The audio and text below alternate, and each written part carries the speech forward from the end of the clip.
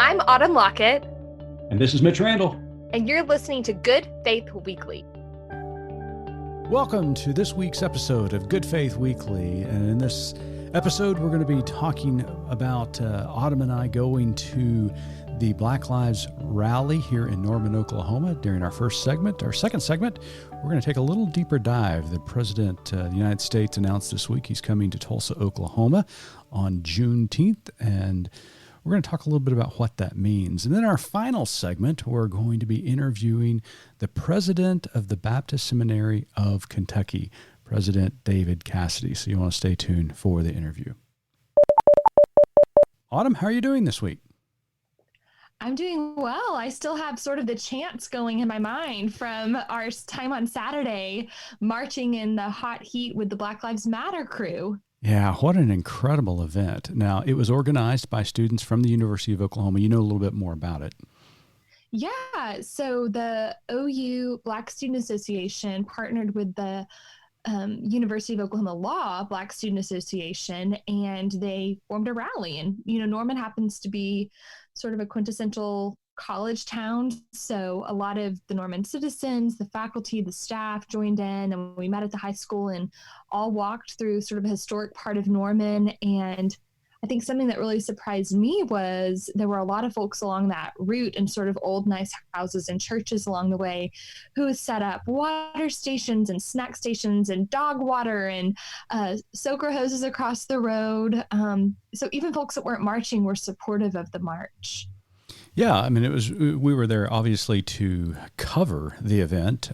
We took our cameras, interviewed participants all up Mitch, and down. I may have participated a little. I didn't know we were just supposed to cover it. Well, that's what I was going to say. We were there up. to cover the event, but as a Christian organization that attempts to provide resources and reflection upon the intersection of faith and culture, we do that through an inclusive Christian lens, which stands for a Christian understanding of social justice. And so while we were there to cover the event, we were also there to participate in the event and to take a very bold stand, saying loudly and clearly, we believe Black Lives Matter, and that this idea and concept of systemic racism is absolutely 100% real, and that we need to be doing something as a Christian community to bring justice within that system and to really up in that system and attempt to revision that, reform it, redirect it into a way that is justice for all of our citizens. Yeah. And I think it is really interesting because this whole concept, like you brought up a couple of times this week, systemic racism seems to be, the phrase of the couple of weeks since we lost George Floyd. And something else that I've been hearing a lot is anti-racism. And it's a concept that I think I've known about for a while, but I didn't really realize what an active verb it is, that you have to continue on that path of anti-racism, and it's a daily battle. Mm-hmm. Yeah, you're absolutely right. I mean, it is. Systemic racism literally means that the system is baptized in what we have defined here in the United States as white supremacy. And white supremacy just isn't the KKK. It is the systems that were created and developed, fostered, and continued to be implemented within this country based upon a white ruling class. And so the white ruling class reigns supreme above and over all other races. And so that's what we mean when we talk about systemic racism, is that these institutions and systems that all of us hold dear were created by the people who had power and are sustained by the people who have power, with little emphases or input given by minority races in this country. And so we have to recognize that. We also need to repent of that as people of faith and attempt to and we use the term reform a lot. I'm almost getting to the point now where we need to revision these institutions and systems, because anything else than deducing these to a level playing field and then building them back up we can't just build a new system on top of a flawed system. Therefore, our foundation is this flawed system. We need to do some deconstruction of the systems we have in order to rebuild. You're sounding a little bit like an abolitionist there, Mitch. Well, I'm not afraid of a little abolition. Let's do it if it makes it better. One thing we did on Saturday, even though the COVID situation is still very scary, the numbers are rising in our state because we've just flung those doors wide open, right around Memorial Day. We wore our masks, as did every single person who I saw at the rally, unless they were a baby. But speaking of babies, we took our kids. Yeah, you did. And they had one of your children had a shirt that has been handed down from child to child. Tell the audience about it. Yeah. So my husband was in law school, and we bought my daughter a shirt that is about Brown versus Board, and it says Thurgood, 9-0, a separate is inherently unequal. And it's this great black and white shirt. So our oldest is 13. She wore it when she was younger. Our 7-year-old has worn it and now outgrew it. And so now our 4-year-old is wearing it. He wore it to the rally with his mask and rode in a wagon and passed out water. And you and I were kind of running around trying to interview people. Right. Our little ones were in strollers. They were chanting along with Black Lives Matter down streets that they've come to know in Norman. This is our route to a snow cone. But today we're going to walk it. And, we're going to pass that playground that we love because we're doing important work. And they all understood that we were doing important work. This is an ongoing conversation that we've had. We've worked really hard. I'm not saying we are done, but we've worked really hard to make sure our kids know. Well, that experience actually spawned a moment in your house recently. Oh, yep. And it was fascinating. You told that story before we recorded today, and it was fascinating that this experience has had such an impact on them that they are replicating that in their play. Yeah. So our kids play, and that's the way, any child works through a situation.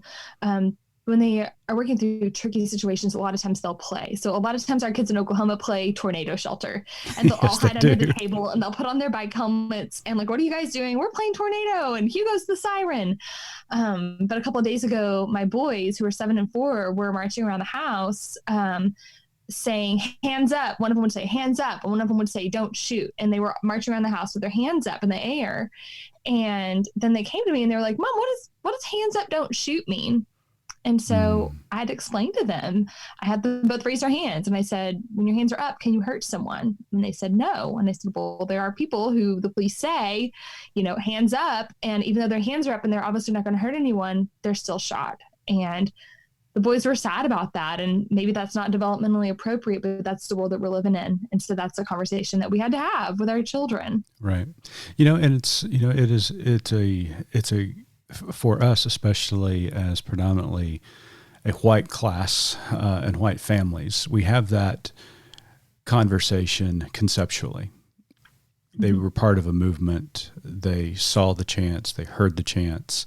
And, of course, they're asking the appropriate questions after those experiences. And you and your husband do a beautiful job explaining what those mean.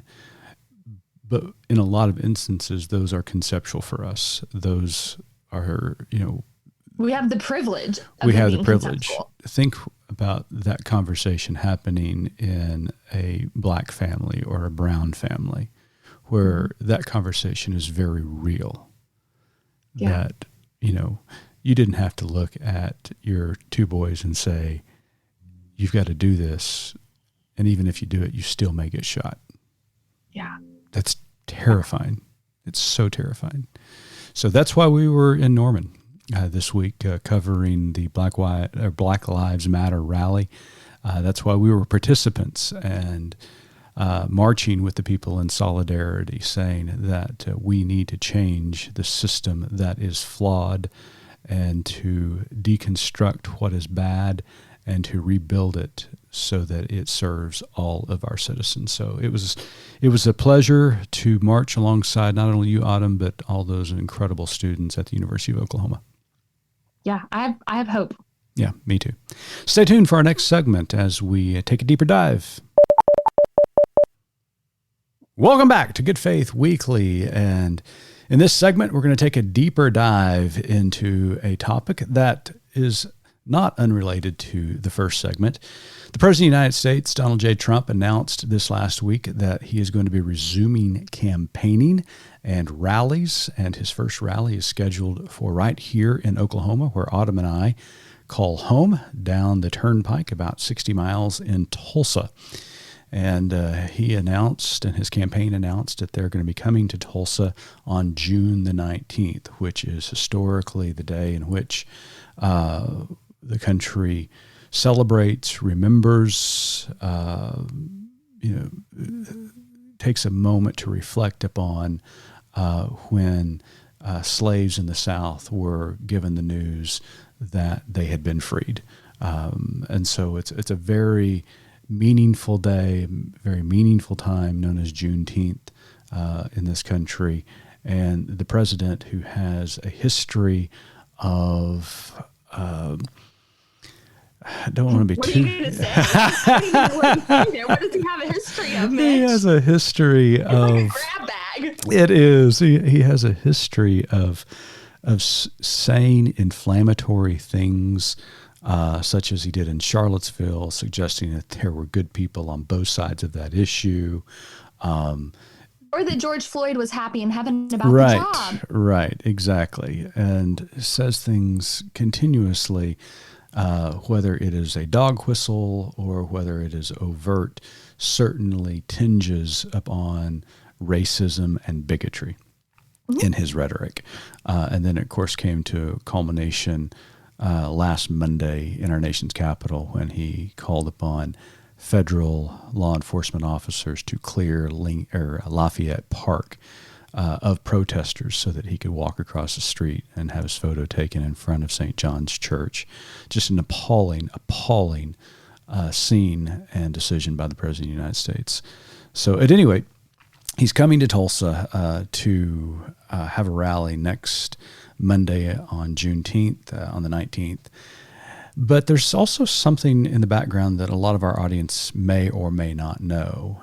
This past week was the 99th anniversary of the Tulsa Race Massacre. It's more popularly known as the Tulsa Race Riot.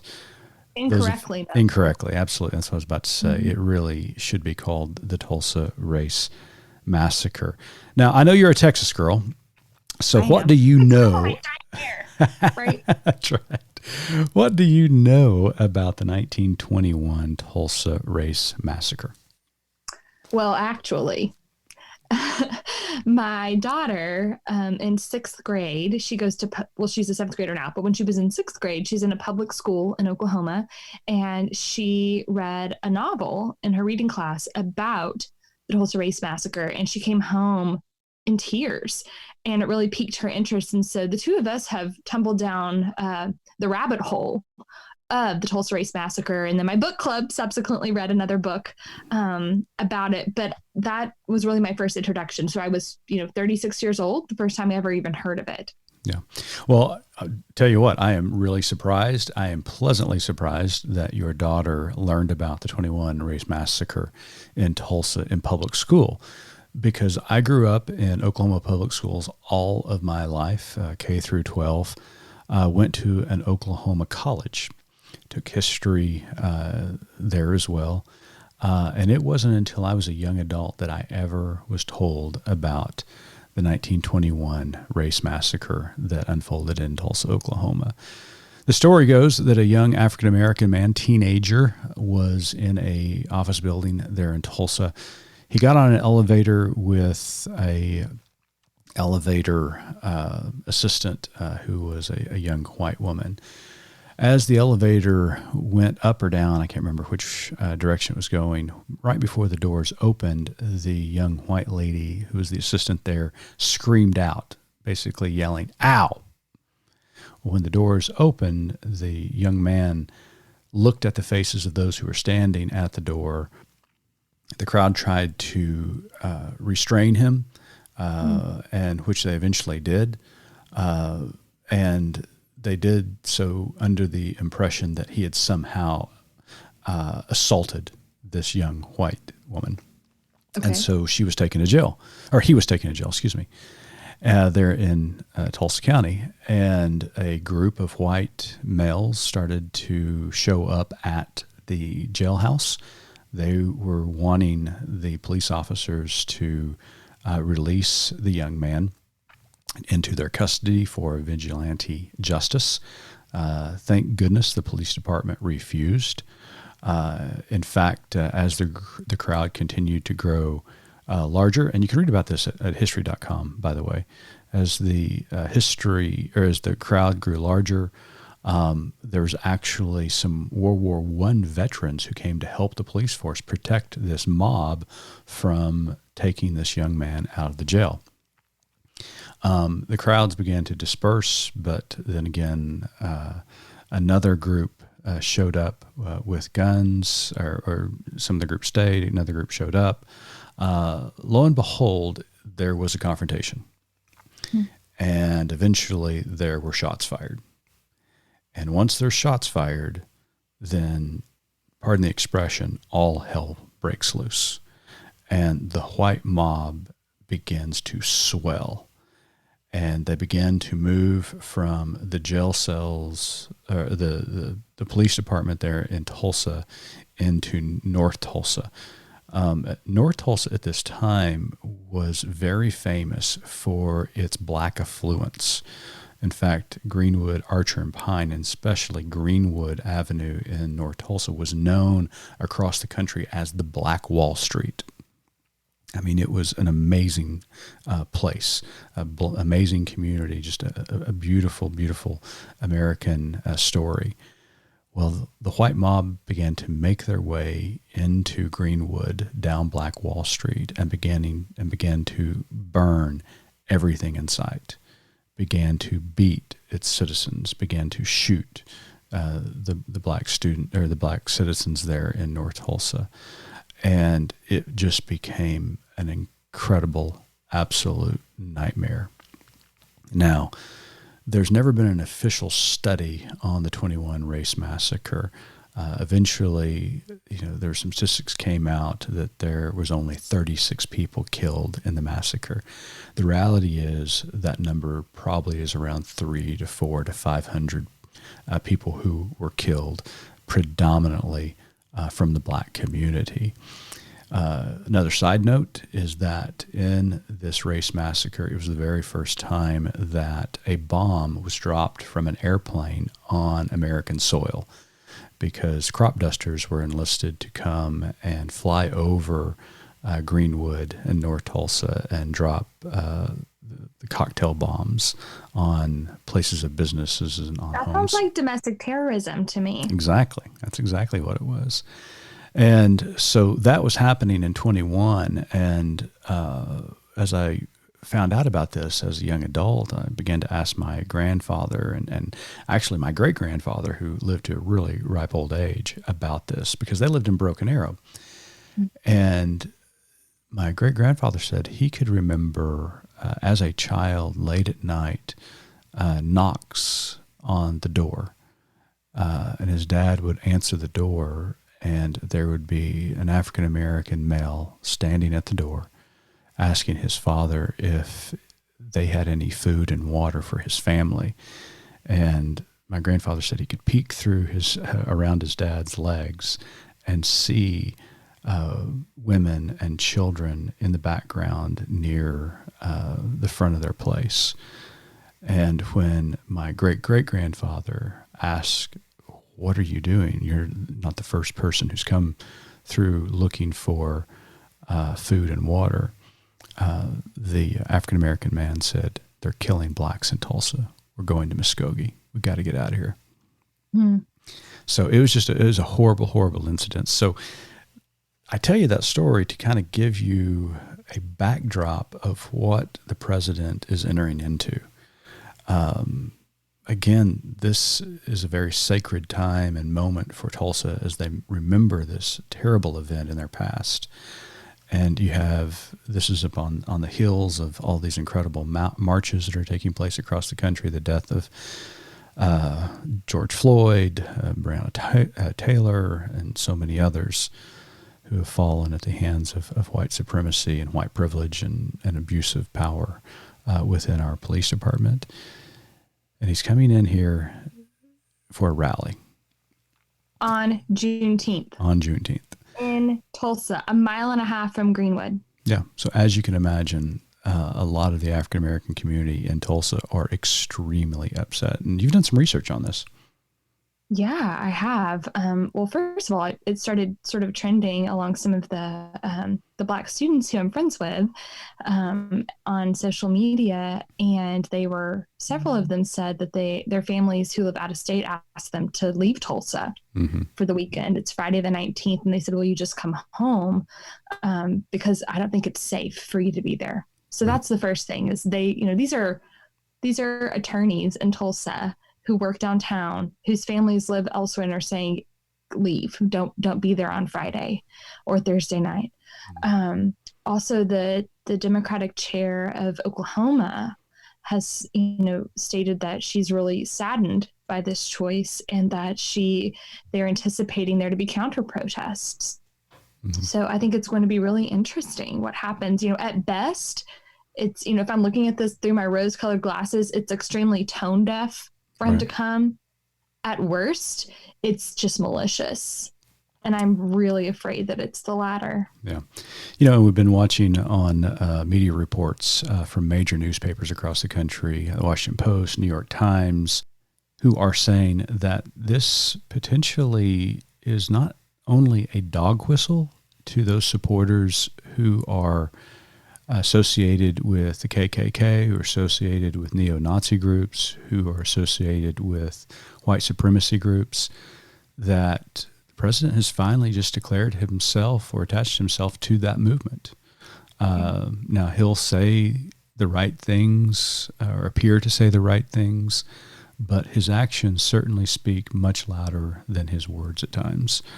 And I remember there was a great moment in the Florida gubernatorial election in 2018 when Governor Santos, who eventually won the election, was running against his opponent, his Democratic opponent, who happened to be an African-American gentleman. And they started talking about white supremacy and white supremacy support in the election. And Governor Santos said, "I am not a white supremacist." And the Democratic opponent said, "I'm not saying you are, but what I am saying, those who are white supremacists think you are." Yeah. And I think that is the case with the President of the United States. Yeah. So let that sink in for a moment. White supremacists, neo-Nazis, the KKK think that the President of the United States supports them. In his rhetoric and in his actions, they are receiving a message that he supports them. That is terrifying. It is. And he's doing nothing to distance himself from that. No. He is. He doesn't try. He gives weak statements, off the cuff statements that he points to, suggesting, and then also making claims that just are not true about he's the greatest president for African Americans that's ever lived. I think President Lincoln would probably have something to say about that. And Obama potentially. Yeah. Oh, yeah. I mean, you go down the line: President Lincoln, President Johnson, President Obama. You look at all of these presidents who have passed and signed significant pieces of legislation that have changed the culture and the laws for African Americans in this country. The President of the United States does nothing to point to when it comes to that. So we're really concerned here. We'll let you know how it goes next week. In fact, Autumn and I are contemplating on actually getting in the car, driving down the turnpike, and attending the president's rally in Tulsa. Interviewing participants, both those are in support of the president as well as counter protests along the way, because this is a significant event. And what does this have to say about us as a people? But more specifically, what does it have to say for us as a people of faith? How do we look through these situations? How do we look through the president's rhetoric and actions through the lens of our Christian faith. So we'll see what happens next week. We'll let you know how it unfolds. Yeah. And speaking of looking at these issues through a Christian faith, up next we have David Cassidy, who's going to talk about some interesting racial and social justice stances that their seminary has made and some new opportunities to really dig into what God says about these situations. Are you worried that COVID-19 is going to put off your plans for theological education? The Baptist Seminary of Kentucky is offering a full schedule online this fall. Our approach to online education is unique, offering classes live and face-to-face via Zoom. At BSK, relationship is critical, and we are thrilled to be able to offer our Master of Divinity, Pastoral Care Certificate, and Rural Ministry Certificate this way.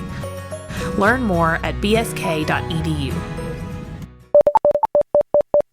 Welcome back to Good Faith Weekly, and on this episode, we have a very special guest with us all the way from Kentucky, President of the Baptist Seminary of Kentucky, David Cassidy. President Cassidy, thank you for joining us today. Hey, it's great to be here.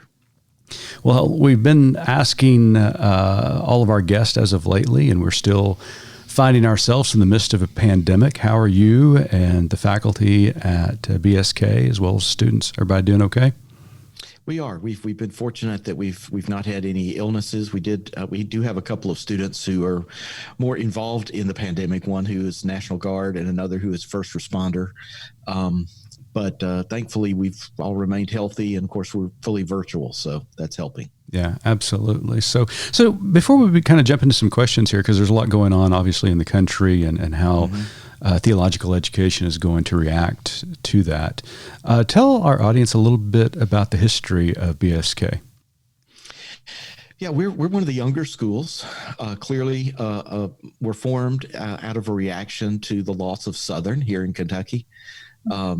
And so, the school was formed back in the early 2000s. So we're very young.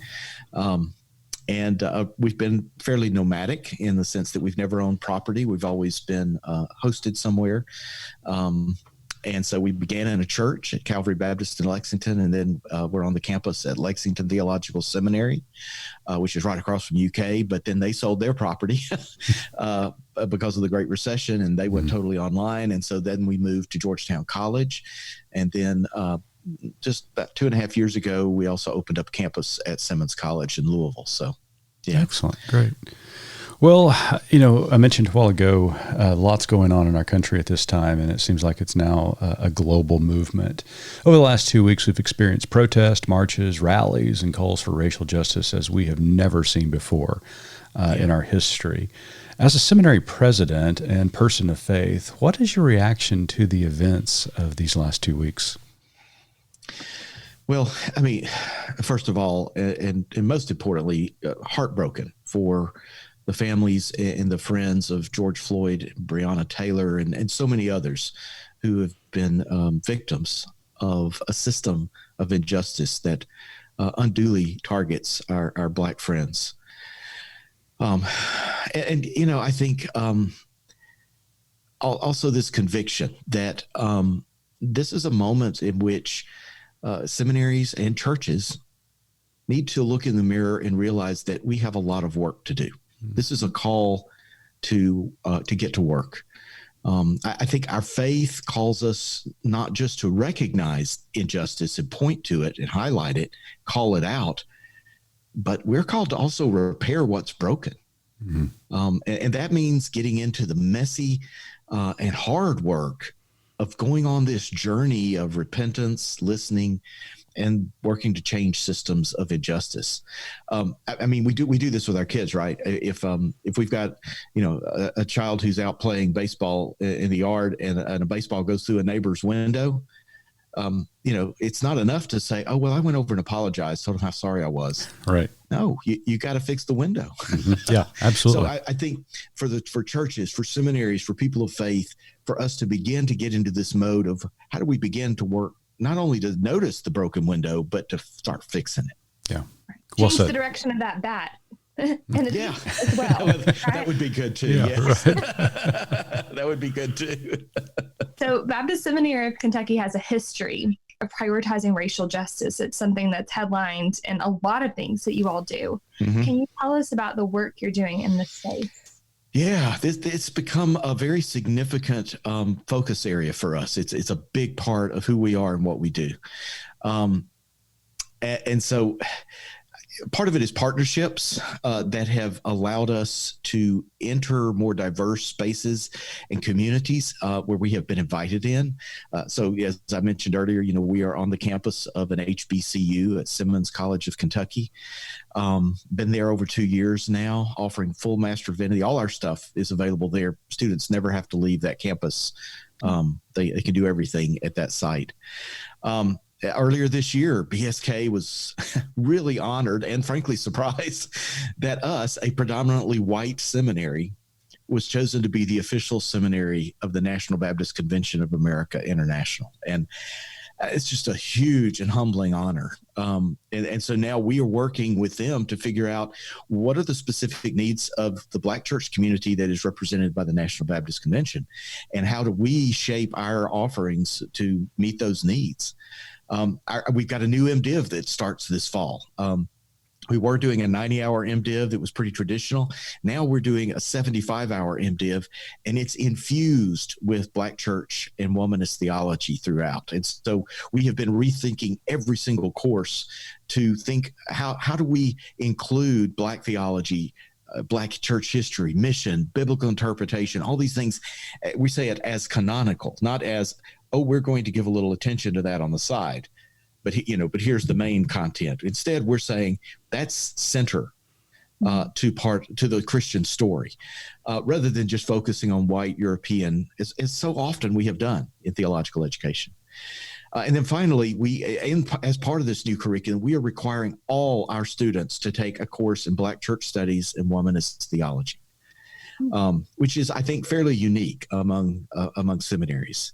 So, and by womanist theology, that may be a new term to some folks. I'm not talking about feminism. I'm talking about womanist theology, which is really theology done from the perspective of Black African-American females. Nice. Females, yeah, really nice. So, yeah. Yeah. So you mentioned your partnership with Simmons College, historic Baptist college in Louisville.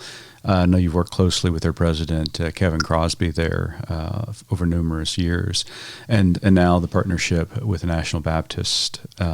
So this is an exciting time, not only for BSK, but you mentioned some of the issues that you're trying to address as you begin to fuse Black theology into the curriculum. What have you learned in this process? What's been surprising to you along the way? Because a lot of times, especially in the traditional models of theological education that you and I are familiar with, it's seen through this white Anglo-Saxon lens, and it's very European. But there's a lot of whiteness to it. Let's just be blunt about it. And so what have you learned in this process?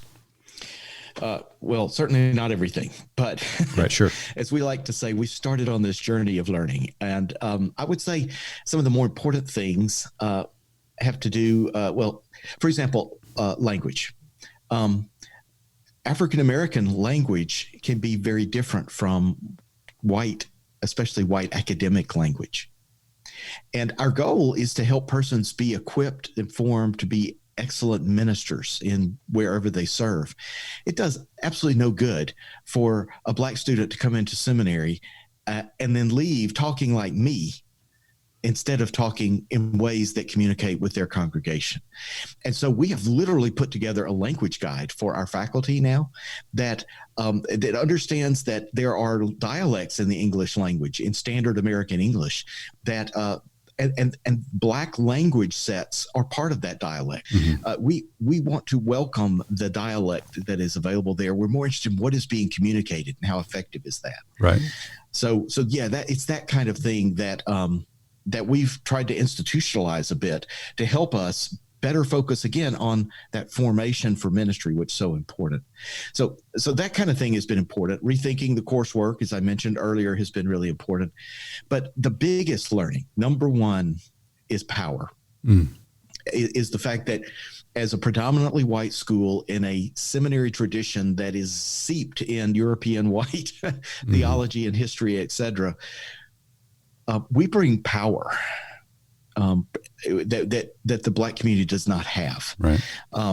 And so the biggest learning of we did not make this happen for us to be at Simmons. This was by their invitation. And I've had other seminary presidents who have talked to me at meetings and such, and they said, we'd love to be connected to an HBCU. How do we do this?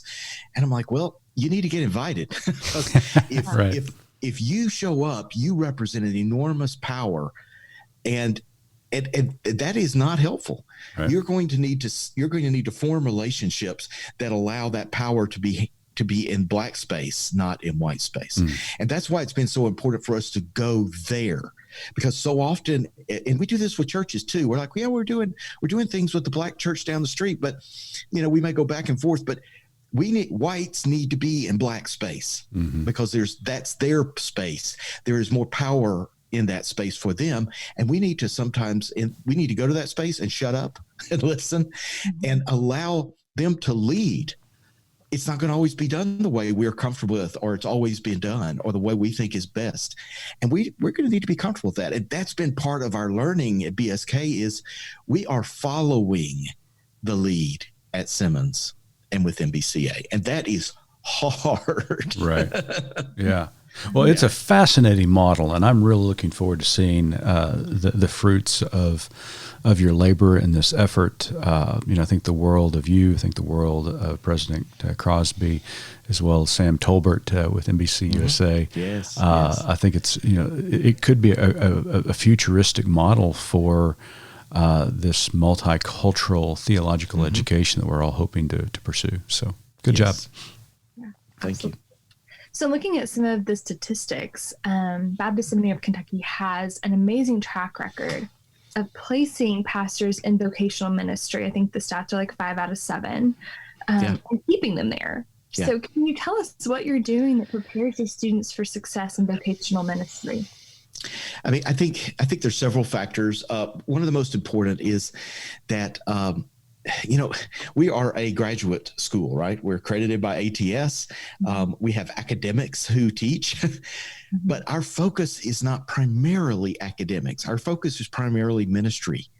And that ministry may be at the local church level, or it may be as a chaplain in a hospital or an institution, as a pastoral counselor, all these different approaches. But at the center is the church. And so for us, academics is there in the service of preparation for ministry. So our curriculum, our approach, it's all aimed at that. And our professors are all church people. They are all centered in and committed to the health and vibrancy of the church. So I think that comes out in all the conversations we have in our coursework and across the years that students are with us. We only hire theologians as faculty members. Now, sure, we have somebody who's a specialist in church history and someone in Christian mission and so on and so forth. But those persons, in order to be hired, had to show real skill and depth in theology. And what I mean by that is the ability to bring theological lens and filters to whatever content is being discussed. Because our goal is, with students that come through our program, is formation. And the formation is so that we don't know what situation life is going to throw at them or what situation they'll find themselves in for ministry. But if they can think theologically about that, they're going to be so much more effective as ministers, as leaders, as opposed to skill development being the priority, or content development, making them expert academics in certain areas. Nothing against that, but our focus is what are the things that help prepare excellent ministers. So it's that kind of thing. I mean, our faculty, again, they get together for faculty meetings during semesters. They know what students are in whose courses. They know what they're all teaching, and they collaborate around that. So if I'm a student in a church history course and in a theology course, my professors are talking, and those courses are going to be integrated across that period. It's really a fascinating system. And if you could be in one of the faculty meetings where they're doing this, I mean, it's like magic happening. But I really do think that's part of the special sauce that BSK works to provide. Yeah. You used a word formation that I think is central to your success at BSK because there does seem to be this emphasis in bridging the gap between a high concentration of orthodoxy or content or skilled theology and the practitioner. The emphasis of the theological practitioner. How do these ideals, how do these moments of conscience that we have that we conclude through our education, how does that play out on a local level? And it seems as though you're doing that very successful in training your ministers. Well, that's our focus. There are many focuses, and not all seminaries need to be doing the same thing. But for us, this is what we're doing. Good. Well, the pandemic threw a curveball for everybody this last spring, with universities and colleges and seminaries having to send students home and really do a deep dive and very quickly in many instances regarding online education. But for BSK, you didn't miss a beat because you have embraced technology and virtual learning for a long time, probably since your inception, and at least some capability or some using technology for theological education. How has that process been for you, creating the virtual classroom, and what doors has that opened for you as a seminary, and also the doors it's opening for seminary students who are applying?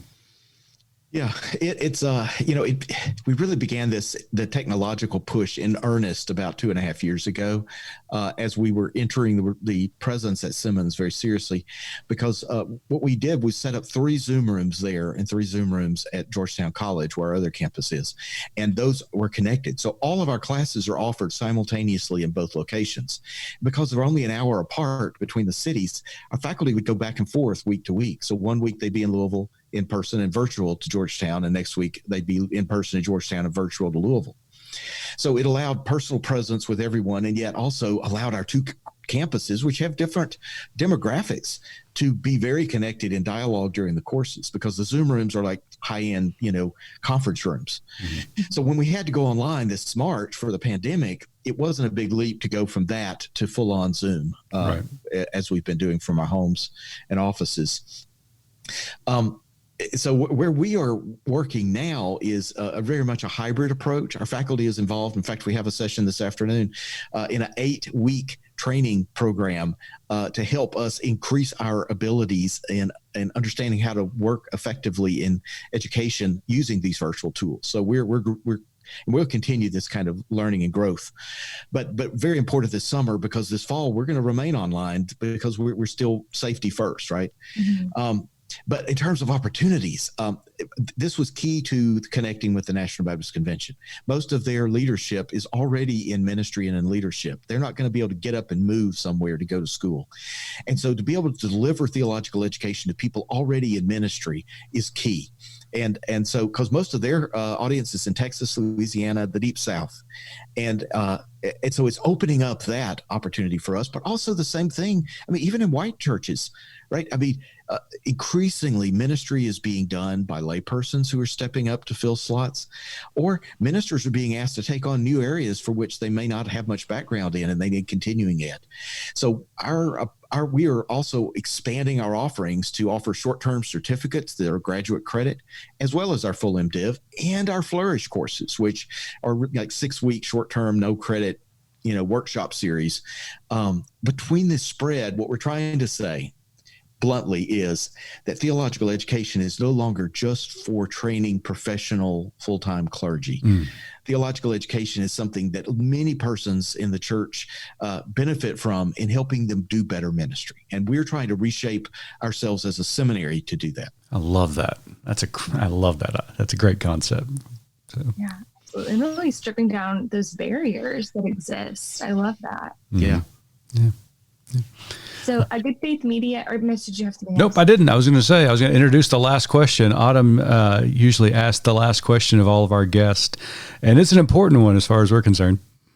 Yeah, absolutely. So at Good Faith Media, our tagline is "There's more to tell."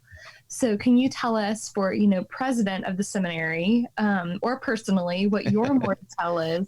And then if you want to speak more broadly to the seminary as a whole, what is Baptist Seminary of Kentucky's more to tell? Okay. Yeah, my more to tell is probably, there's lots of things I could talk about. I like to smoke meats, and I collect vintage computers. But of late, I've long had an interest in church communications, nonprofit communications through my company, Faith Lab. But we are actually bringing that to BSK, so that one of the new threads in our new MDiv curriculum is helping our students when they turn in a paper. We don't want it to look like an academic paper. We want it to be typeset designed. We want it to look and communicate well in a world where that's important. We want them to be able to make videos instead of presentations. We want them to be able to do a podcast like this one and know how to do it, because these are the kind of media and communication skills that ministers are going to need. Heck, they need them right now. Right, absolutely. And so we're building that into our MDiv program. So for me personally, that's been really exciting, because that's one of my passions, and to be able to weave that into a graduate degree, that's pretty exciting. Mm-hmm. So for BSK, I want to say two things. One, sure. Just a promo spot. We have a new Flourish course that starts on June the 16th. We developed this in a week. And this is a cool thing about BSK, our ability to just do things quickly. But our entire faculty is part of this. It's focused. It's called America in Crisis: White Silence, Black Suffering, Protest and Transformation. And you can find information about that at flourish.bsk.edu. It's going to be, I think, transformational for me and for so many others as we learn more about where we are right now and where we can go. That's awesome. The other thing I would say for BSK is that no one believes how affordable we are. I tell them, we publicize it, no one believes us. 75% of our graduates leave with no additional student debt. And those that do, it's under $5,000. Wow. That's great. That nobody believes me, right. But it's true. And that's important to us, because if churches can't afford our students, it doesn't do any good. Mm-hmm. Right. If they got that much debt. Yeah. So, yeah. That's remarkable. So for prospective students, President Cassidy, if they were interested in finding out more about the seminary, potentially enrolling in classes, where would they need to go to do so? bsk.edu is a great place to go. There's lots of information at the very top of that page about what we're about, our emphasis areas, including the ones we talked about today, but others, as well as a nice apply button. But if you want to talk to a human before that, you can. There's a number there. You can call Abby Sizemore, our director of admissions. She's a lot of fun to talk to, even if you're not applying. So just call her out of the blue. Hey, Abby, how are you doing? Have a chat. She's going to appreciate that. She was at the post office. Yes. Well, President David Cassidy of the Baptist Seminary of Kentucky, we thank you for being our guest today, and thank you for BSK, you and all the students practicing good faith.